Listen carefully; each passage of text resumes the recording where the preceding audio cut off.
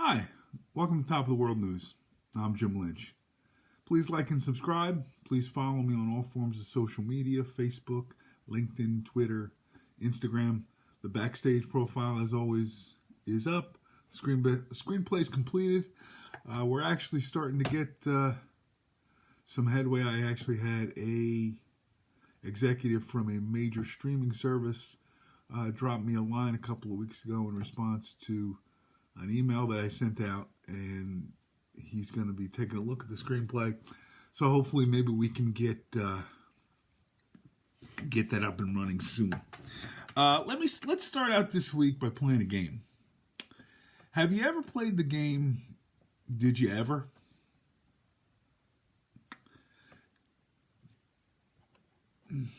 Sorry about that. Did you ever play the game Did You Ever? We're going to play it now. Did you ever not want to take your medicine? Did you ever not want to do your exercises or go to physical therapy? Did you ever not want to use your walker or your wheelchair or wear your braces or your AFOs? I know I have. I finally broke down and got handicap parking at age 35. Because at the time, my wife was pregnant, and I didn't want her to have to walk as far. I started to use my walker, finally, because my sons were wrestling. And if I wanted to sit on the mat and coach, I needed to use the walker to be able to get up and down at that particular stage of my life. And also at that point, I kind of had an epiphany. I was already different. I was already walking different. So I was already drawing attention and drawing stares. So what difference did it make? I may as well be safe. I mean, how much more can people stare? Same with the braces and the compression socks and, kind of all those other things that come with my daily life. The reason I bring all this up is because if you're a regular consumer of this vlog, you know my son is high-functioning autistic, and he's also dealing with ADHD, anxiety, and sensory issues. Well, I'm starting to get some pushback from him with regards to his treatment, not wanting to take his medicine, not wanting to go to his therapy sessions, things of that nature. His mother's concerned. I, a little less so. We've been at this a few years with my son, and he just turned 11, and I explained to my wife that he was bound to push back at some point. He's, I think, at the point now where he's just kind of had enough. He just wants to be a kid. He just wants to be normal, just like I did. That's why it took me 35 years to get handicap parking. I started driving at 18. So that's 17 years of driving, and I never got the handicap parking placard.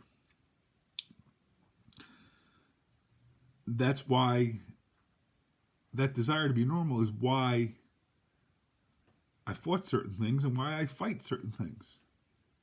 Not because they're not going to help me, just because I just don't. I just don't want to. And that's kind of where my son is at.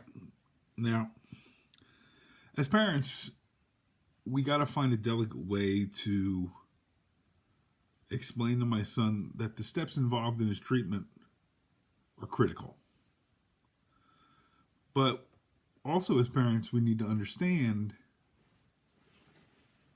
that there's going to be ups and downs in the whole process along the way. And ultimately, he needs to come to these conclusions in his own time and in his own way. And there may be some butting of the heads along the way between him and me, or him and my wife and I.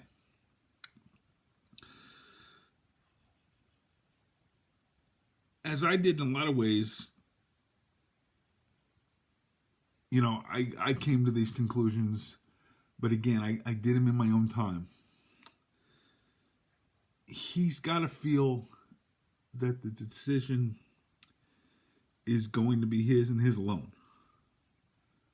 If that's the case, there's going to be a much better chance of success if he thinks that this decision was his decision and was, his decision alone. Now, it may not be. You may be able to manipulate the situation so that he thinks he's coming to this on his own, or you may direct him a certain way, but ultimately he's got to feel like this was his decision and he was involved in the process.